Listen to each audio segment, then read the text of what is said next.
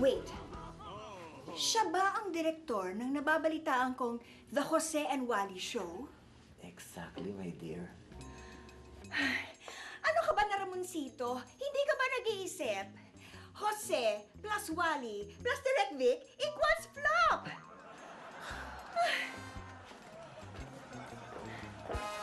My dear, ang gusto mong gawin sa network mo ay pataasin ito, hindi hilain pababa. Pero dear, naniniwala ako kay Direk Vic. Kaya niya itong project na to. And I know he will succeed. Tingnan natin. Pagkatapos ng first episode.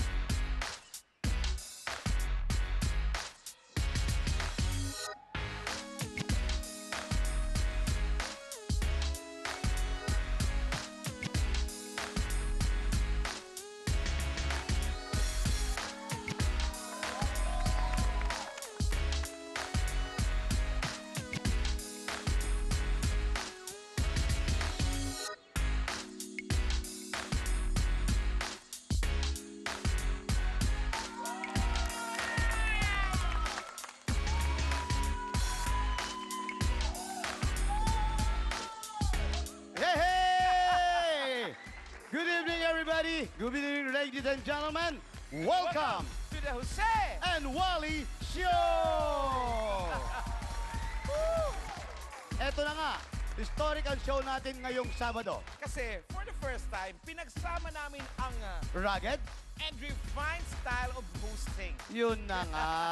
Eto ang pinakintab, pinagaspang nakatatawanan. At ang lambot at tigas ng solid entertainment. Pampamilya, Pambarkada! pang-sport pa, Ito ang comedy, reality, musical variety show ang Jose and Wally Show! Hey! Aha, aha.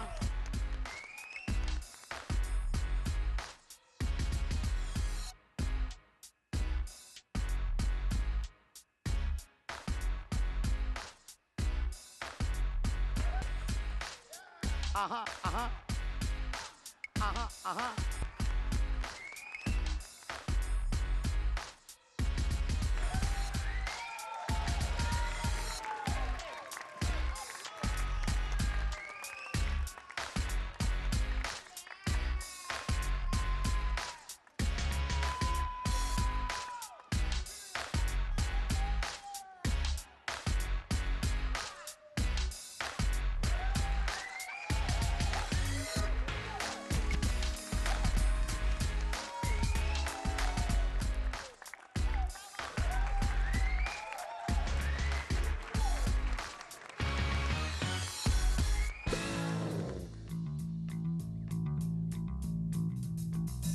Well, guys, what do you think of the Jose and Wally show? As you can see, Direk, medyo sablay ang ratings ng The Jose and Wally Show kumpara sa kalat. And you were so sure na pag-uusapan ng publiko ang tambalang Jose at Wally. Nagtataka kami kung bakit nalampaso ni Kuya G.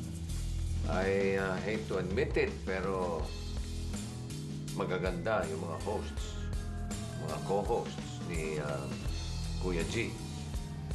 Marami siyang mga kasamang mga bagets at teen stars. So what you're saying, Direk, is kailangan mong baguhin ang casting ng show para magpasok ng mga bagong teen stars? Hindi naman natin kailangan magbago ng casting. Hindi naman natin kailangan maglagay ng mga teen stars para gumanda ang ratings, ano? I think what we really need to do is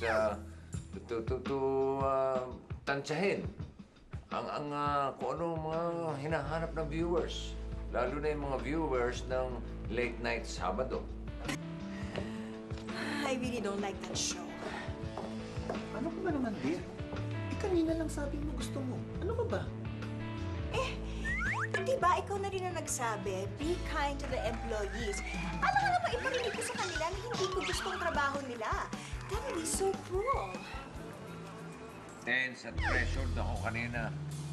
Dahil mismo mga network executives na ka-meeting namin ang nagsabi na kailangan natin ng sponsor. O sige. Ba't nila tayo pumasyal sa taping ngayon? Wait. Meron silang sinushoot na infomercial at darating pa nga yung advertiser na yun dahil gusto niya makita yung marketing script nila. But, I cannot promise you anything. Maybe we can suggest to Direct Vic na pwedeng isama si Tennessee. But walang regular role, ah. I'm just, siguro pa-guest-guest, baka pwede. Hi, Direk! How was my performance? Did you like it? Maganda. Magaling. Oh, thank you. Oh. I'm glad you appreciate it, Direk. Okay, guys. Meron tayong sponsor. Yeah!